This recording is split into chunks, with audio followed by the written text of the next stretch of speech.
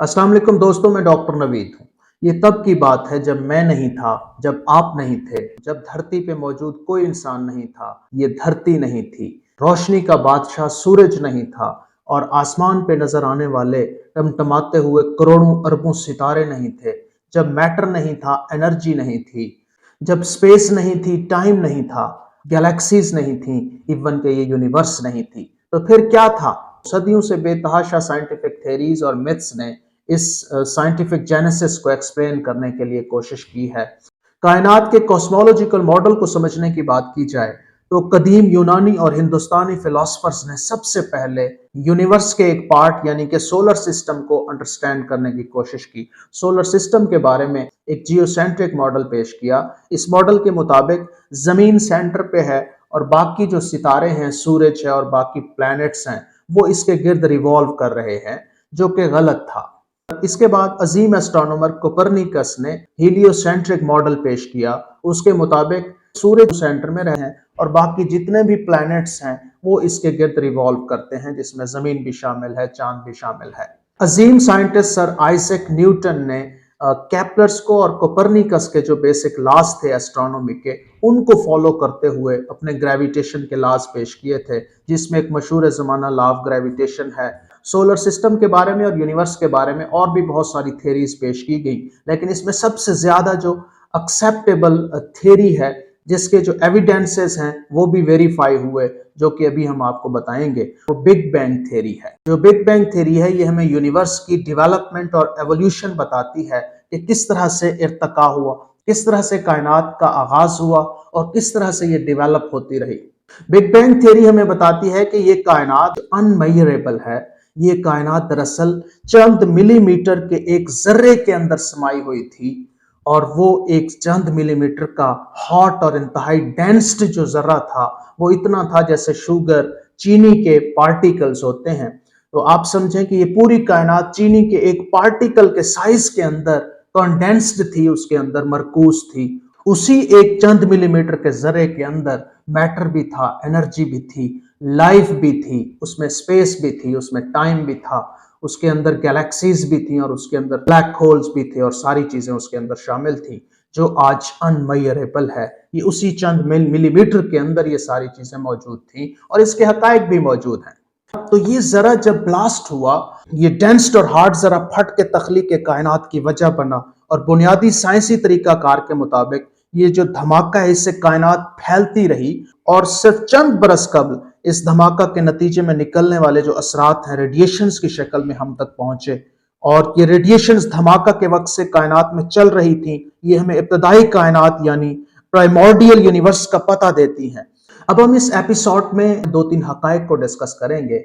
ये जो big bang हुआ था, पहले हम इसको वेरीफाई तो करें कि आखिर इसको आज के साइंटिस्ट ने कैसे मान लिया कि ये बिग बैंग एक बहुत बड़ा धमाका हुआ था, वो एक पार्टिकल था, धमाके से फटा, और फिर आज हमें कैसे पता चला इस चीज का कि बिग बैंग हुआ था। पहले जब तक आप इस पे यकीन नहीं करेंगे, इस पे ईमान नहीं लाएंगे, तो बाकी जो प्रोसीजरल स्टेप्स हैं, मुख्तलिफ इरा हैं, तब से लेकर अब तक तकरीबन कुछ 13.8 अरब साल हो गए हैं, साइंस कहती है। तो तब से लेकर अब तक जो दरमियान में मुख्तलिफ स्टेजेस और इरा हैं, जिस तरह से डेवलपमेंट हुई, जिस तरह से एवोल्यूशन हुई है कायनात की, उस पे कैसे यकीन करेंगे? तो पहले हम बिग बैंग के होने को हम प्रूव करेंगे दो तीन हकायक से। उससे पहले एक चीज मैं आपको बताता हूं।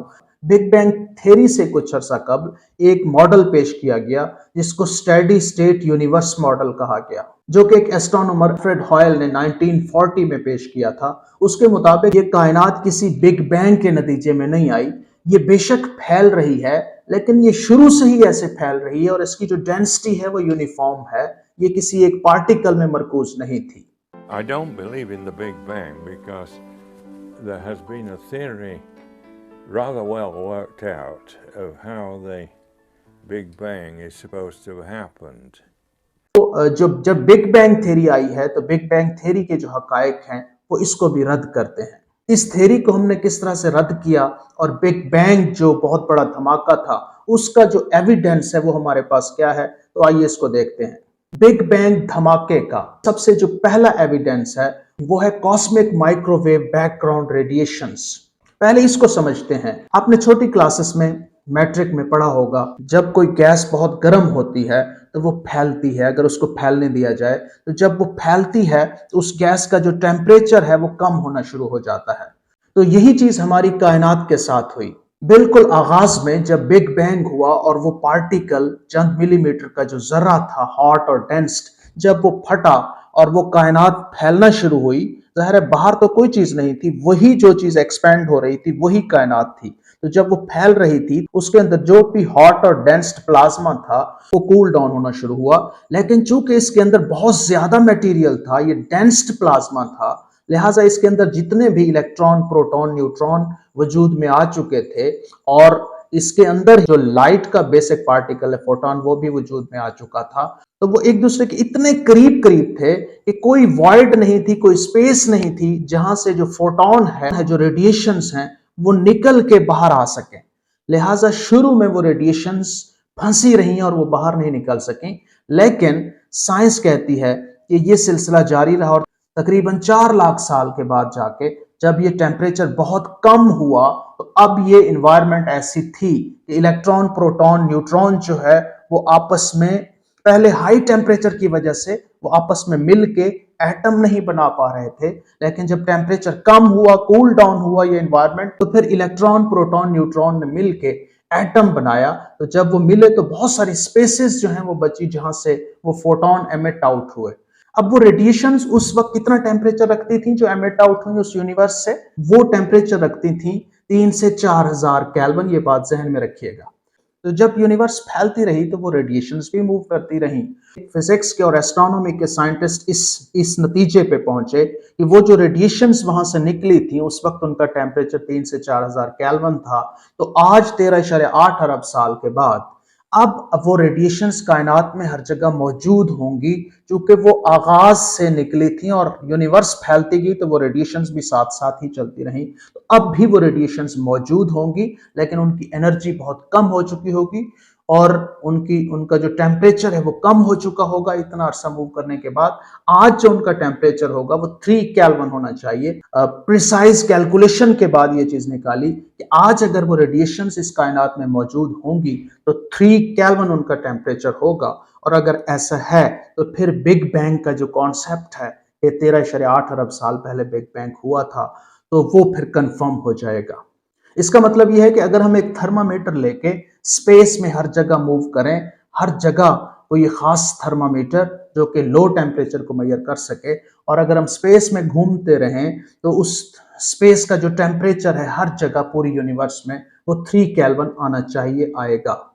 मासवाए इसके कि आप जो स्टार्स हैं, जिस तरह सूरज है, उसके करीब जाएं तो उसका जो टेम्परेचर है वो ज्यादा होगा। अदरवाइज ओपन स्पेस में जहां पे कोई मटेरियल नहीं है, कोई मैटर नहीं है, तो वहां पे जो टेम्परेचर है वो 3 केल्विन होना चाहिए। अब साइंटिस्ट इसके पीछे लग पड़े। ये 1965 की बात है जब दो एस्ट्रोनॉमर्स और साइंटिस्ट रॉबर्ट विल्सन और एर्नो पेंजियास, ये दो साइंटिस्ट जो कि माइक्रोवेव्स पे काम कर रहे थे, एंटीना पे काम कर रहे थे, ट्रांसमीटर और रिसीविंग एंटीनास पे काम कर रहे थे, तो उन्होंने देखा कि जब सिग्नल्स जो हम प्रोड्यूस करते हैं और फिर दूसरे एंटीना पे जब हम उनको रिसीव करते हैं तो रिसीविंग सिग्नल्स हमें वो वाले जो हमने भेजे थे वो वाले भी रिसीव हो रहे हैं, और साथ उन सिग्नल्स के अंदर कोई और सिग्नल्स भी थोड़े से आ रहे हैं जिनको फिजिक्स की जुबान में नॉइज कहा जाता है। कुछ एक्स्ट्रा सिग्नल इन्वायरमेंट में मौजूद हैं जो उसके साथ ऐड होके आ रहे हैं। ये आखिर क्या चीज है? तो उन्होंने हर तरह से अपने तजर्बात को बेहतरीन तरीके से परफॉर्म किया और तमाम गलतियां निकाली और मुख्तलिफ जगहों पे मुख्तलिफ लैब्स में एक्सपेरिमेंट किए, लेकिन वो नॉइज नहीं जा सकी, वो जो सिग्नल्स थे जो पीछे से ऐड हो रहे थे वो नहीं जा सके। तो तहकीक के बाद वो इस नतीजे पे पहुंचे कि ये वो सिग्नल्स हैं जिसकी एस्ट्रोनॉमर्स को तलाश थी, और ये वो सिग्नल्स हैं जो 13.8 अरब साल पहले चले थे। उस वक्त इनका टेम्परेचर 3000 से 4000 केल्विन था, और आज इनका जो टेम्परेचर है ये लो एनर्जी सिग्नल्स का, वो जब मेजर किया गया तो वो 3 केल्विन था। और थोड़ी सी फ्लक्चुएशंस थी, वो सिर्फ वहां पे थी जहां पे मुख्तलिफ स्टार्स के करीब, जहां पे उनके जो स्टार्स के रेडिएशंस हैं, सिग्नल्स हैं, वो भी शामिल थे। तो ये एक बहुत बड़ी अचीवमेंट थी। आफ्टर वेरिफिकेशन एंड कंफर्मेशन इन्हीं दो साइंटिस्ट को 1978 में नोबेल प्राइज मिला था। तो ये जो रेडिएशंस जो सिग्नल्स में आ रही थी, इनको कॉस्मिक माइक्रोवेव बैकग्राउंड रेडिएशंस का नाम दिया गया। ये वो रेडिएशंस हैं जो कि असल रेडिएशंस के बैक पे स्पेस में हर वक्त मौजूद हैं, कम एनर्जी की रेडिएशंस हैं, और ये बिग बैंग का पता देती हैं कि तब से ये चली थी और आप भी यूनिवर्स में आज भी मौजूद हैं, लेकिन इनकी एनर्जी कम हो चुकी है। तो ये जो कॉस्मिक माइक्रोवेव बैकग्राउंड रेडिएशन की डिस्कवरी थी, इन्होंने यकीनन हमें बिग बैंग का जो मॉडल था, बिग बैंग की जो थ्योरी थी, उसकी हकीकत पे स्टैंप लगा दी और हम कन्विंस हुए। तो ये एक पहला एविडेंस था। अब जो दूसरा एविडेंस था वो है big bang nucleosynthesis. Big bang nucleosynthesis क्या होता है? शुरू में चंद एक प्रोटॉन और न्यूट्रॉन मिलके न्यूक्लियस बना सकते थे, बहुत ज्यादा प्रोटॉन और न्यूट्रॉन नहीं मिल सकते थे, न्यूक्लियस का साइज बड़ा हो जाना था और उससे स्ट्रॉन्ग फोर्स कंबाइन नहीं कर पा सकती थी। इसका मतलब कि स्टार्ट में इतने हाई टेम्परेचर पे सिर्फ जो लाइटर एलिमेंट्स हैं वही पैदा हो सकते थे, और वो कौन से थे? हाइड्रोजन और हीलियम। तो बिग बैंग मॉडल को पेश करने वाले लोगों ने कहा कि आगाज में सबसे ज्यादा जो परसेंटेज है हाइड्रोजन की है 75%, दूसरे नंबर वो हीलियम की है 24%, और बाकी जितने भी एलिमेंट्स हैं, जो बड़े बड़े एलिमेंट्स हैं, कार्बन है, ऑक्सीजन है, और इवन के लास्ट में यूरेनियम है, ये बड़े एलिमेंट्स बाद में बने हैं इन्हीं लाइटर एलिमेंट्स के मिलने से, और इनकी फॉर्मेशन बाद में हुई है कम टेम्परेचर पे जाके। लिहाजा इनकी जो परसेंटेज है यूनिवर्स में वो जस्ट 1% है इन तमाम की।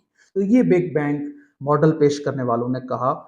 पिछले चंद अशरों में जब इस पे रिसर्च की गई, कॉम्प्लेक्स मैथमेटिकल डाटा से, स्टैटिस्टिकल डाटा से, और फिजिक्स के जो फंडामेंटल लॉज हैं उनको अप्लाई करके हमने देखा, तो इस नतीजे पे पहुंचे कि वाकई इस वक्त कायनात में सबसे ज्यादा जो परसेंटेज है हाइड्रोजन की है 75%, और अब भी मौजूद है। दूसरे नंबर पे हीलियम है 24%, और बाकी जितने भी एलिमेंट्स हैं, यूनिवर्स की बात कर रहे हैं, तो यूनिवर्स में जितने भी बड़े बड़े स्टार्स हैं, प्लैनेट्स हैं, उन तमाम को अगर हम देखें, जस्ट 1% पूरी कायनात का जो है वो बाकी एलिमेंट्स का है। तो ये एक बहुत बड़ी अचीवमेंट थी, और ये दूसरा एविडेंस था जिसने इस बात पे मोहर लगा दी कि जो बिग बैंग थ्योरी है, जो बिग बैंग मॉडल है, चंद मिलीमीटर के जर्रे के ब्लास्ट होने से बनी थी और फिर आगे मजीद फैलती जा रही है। अब उस लम्हे से लेकर आज तक दरमियान में कौन कौन सी स्टेजेस आई, कौन कौन से इरा आए, कौन कौन से एपक आए, इसको इंशाल्लाह अगली एपिसोड में डिस्कस करेंगे। और हाँ, इसमें जिन जिन टेलीस्कोप्स ने हिस्सा लिया इसको स्टडी करने में, यूनिवर्स के राज अफशां करने में, और जिन जिन साइंटिस्ट ने हिस्सा लिया उनका नाम भी इंशाल्लाह हम जरूर शामिल करेंगे। इंसानों की जमीन पे आए चंद हजार साल से ज्यादा अरसा नहीं हुआ है, लेकिन साइंस की जो ये जुस्तजू है और ये जो कोशिश है, और इस कोशिश से हम जहां तक पहुंचे हैं और यूनिवर्स के बारे में हमने जान पहचान की है, यकीनन ये काबिल तहसीन है। Thank you so much.